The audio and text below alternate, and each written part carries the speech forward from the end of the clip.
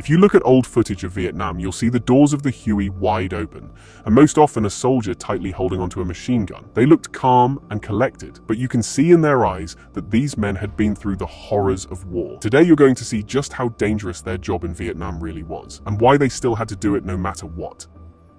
You maybe didn't know it, but helicopters dipped their rotors into combat for the first time already in the 1940s during the Second World War, but only in rare, isolated cases. By the war's end, there were a few Sikorsky R-4 helicopters, used a couple of times in some rescue missions. They were still fragile 1- or 2-seat machines, used more experimentally than anything else, but they showed the potential of what the helicopter could do that the traditional fixed-wing aircraft could not. It could land practically anywhere in otherwise inaccessible terrain, like in, I don't know, the jungles of Vietnam, but they were still notoriously unreliable and fragile for any sustained practical use. Now fast forward to 1950 and the Korean War. Here helicopters had time to overcome initial challenges, and there were now birds like the Bell H-13 Sioux or Hiller OH-23 Raven that could actually carry some weight somewhat reliably. Although still far from perfect, they showed that the difficult terrain encountered in Korea could be conquered by helicopters. At first, these early helicopters were experimenting with medical evacuation missions, and later when bigger ones arrived, they carried infantry squads or urgent supplies. Some even tried to fire at the enemy with personal weapons,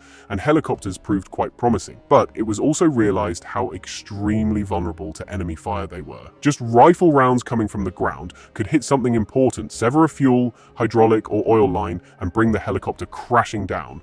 And a few were unfortunate enough to find this out. The problem was that there couldn't be enough armor for any real protection on the helicopter, as it would be too heavy to fly. And for a long time, Americans couldn't work around this problem. But then the solution would come unexpectedly through field improvisation, which would spark such development that it eventually ended with a completely new helicopter concept designed just for fighting. So, as Americans were learning these lessons slowly and painfully, they still couldn't even imagine the helicopter's full potential and all the things it would be doing in the next war, which would for good reason be called the Helicopter War. You guessed that right, it was the Vietnam War. Americans expected a battlefield similar to Korea, but Vietnam was totally different. There weren't standard lines between the enemy, no clear fronts, no open battles. There wasn't anything resembling conventional warfare that America was used to. On top of that was the enemy who refused to play by any of the standard rules of war, if we could call it like that. The terrain itself made all previous tactics impractical. Tanks, vehicles, infantry maneuvers, heavy bombers and fighter aircraft, despite all being used in Vietnam, just weren't the right solution for the conditions of combat. Because of that, helicopters were called in now, on a scale never seen before or since. Out of some 12,000 helicopters that would be deployed there, the workhorse, as you surely know, would be the legendary UH-1 Huey. But the Huey at the end of the war wouldn't be the Huey from the beginning. Many painful lessons had to be learned first for each modification and improvement to be made on it, as literally half of all helicopters in Vietnam would crash. Now, the Huey started like a flying truck, referred to in military slang as slicks. They were unarmed transport birds that would carry troops and supplies in and out of battle. That revolutionary air mobile idea was in essence seen as the best way to deliver rested, fully equipped soldiers directly where they needed to be on the battlefield, without long marches or parachuting all over the place with limited equipment. In the same way, they could go out when their job was done. And at the time, there simply wasn't anything else that could do this besides helicopters. Hueys were still without armor besides some plates protecting pilots and the most important parts of the helicopter, but it was thought that their maneuverability and speed would be sufficient protection. However, they were very, very wrong, and this became obvious as soon as the war intensified and the Viet Cong and North Vietnamese army worked out American tactics. They quickly learned to predict flight paths and landing zones and would set ambushes for helicopters. They had a lot of Soviet-supplied light anti-aircraft weapons like 23mm autocannons and heavy machine guns that were perfect for ripping the thin-skinned helicopters apart. Not to mention RPGs, snipers, and AKS waiting for the helicopter to touch down to unload its troops when it was a perfect still-standing target in the open field. And that's exactly what they were doing.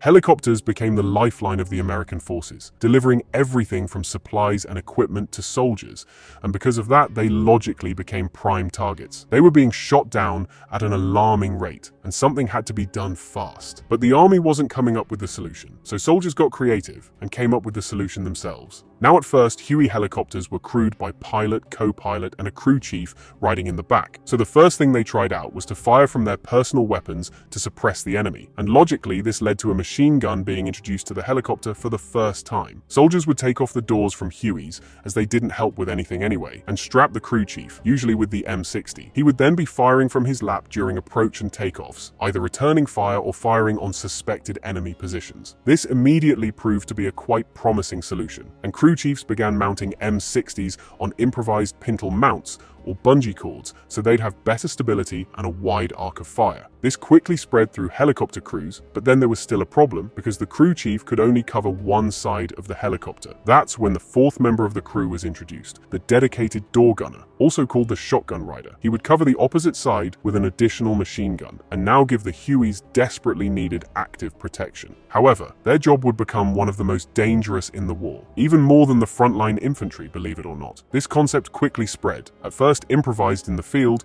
but then taken over by high command. The door gunner became an official role, now a very important part of the crew, who was trained to work together with the rest of the team as one. The door gunner would also help with maintenance of the helicopter, help the pilot while approaching tight landing zones by guiding him through his helmet intercom, help with loading and unloading of cargo or wounded, and, of course, most importantly, spit out thousands of rounds of ammunition into the enemy, trying to shoot them down. However, this was still just the beginning, because this little improvisation would turn itself into a doctrine and end up with the first ever dedicated attack helicopter in the world. Here is how it happened. So, as we said, the door gunner was introduced, usually with an additional M60. But then crews began thinking to themselves, what else could we add here? The M60 worked well because it was light enough and its 7.62 NATO round was powerful to go through the jungle and hit the targets effectively. So, most often, some variations of the M60 were used, but they appeared in double configurations with higher rates of fire, modified trigger mechanisms like the D version with spade grips, also improvised chutes and feeding trays for the gun,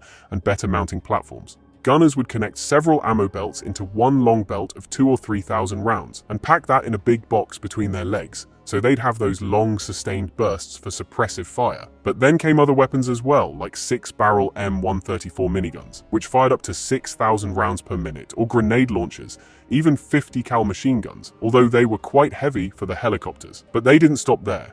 Then came rocket pods and forward-firing machine guns that could be fired by the pilots. Very soon, the Huey transport helicopter became a formidable fighting platform. At least when it came to weapons, it still wasn't good at receiving fire. Now, this went so far that some Hueys would drop their transport role and take over the role of attack helicopter, becoming the so-called Huey gunships. Those would have heavier armament like rocket pods and heavier machine guns and carry more ammo. They then got the idea to pair the Slicks and gunships to work together. Slick Hueys would keep the door gunner and crew chief each having an M60 and some ammo for it to save weight. They would do the standard troop or supply transport as before, while the gunship Hueys would carry only weapons and provide protection to Slicks. When they were approaching hot landing zones, gunships would circle around and shower the jungle with rockets and heavy machine gun fire. Also, when the troops on the ground were in trouble, gunships could come to give them close fire support or destroy the targets infantry would mark with smoke. The concept proved invaluable and effective. However, the one problem with the gunship Hueys simply cannot be solved no matter how many guns they added to them. It was that the Huey was not the right platform for it. It's like if you wanted to make a tank from a cargo truck. Oh, and by the way, they also did that in Vietnam with the gun trucks.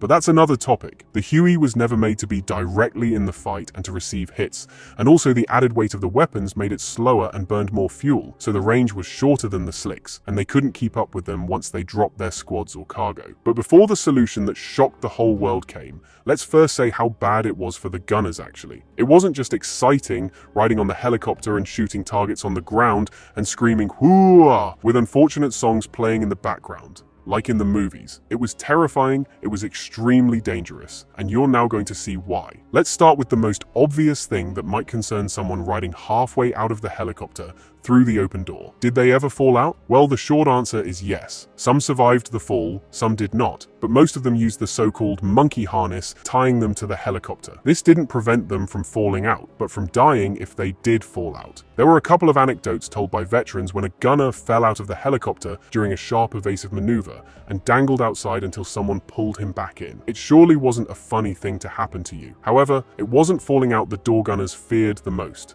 but enemy fire. Pilots would have at least something between them and enemy fire, some armor under their seats, and although aluminum and plexiglass weren't helping much with stopping bullets, at least it stopped the wind and elements blowing in your face and gave you some sense of security. Gunners were completely in the open, and subsequently they had the highest casualty rate among helicopter crews. The enemy very quickly learned that Hueys began fighting back and that the door gunners were their major concern. So logically they'd hit them first, especially snipers lying around landing zones. Gunners did carry helmets and body armor, famously called chicken plates, and flak jackets that were more or less useless besides being heavy, bulky, and making them even hotter in the tropical climate. Also, there was no protection from your helicopter going down, crashing, ejecting you out, or crushing you on impact. All of this was constantly on their minds, and they had to perform and do their job anyway. Now let's take a look at how approach into a landing zone looked. You're either inserting or extracting troops, or maybe performing a medevac mission if there wasn't a dust-off nearby. One Huey pilot told how he used all the strength he had,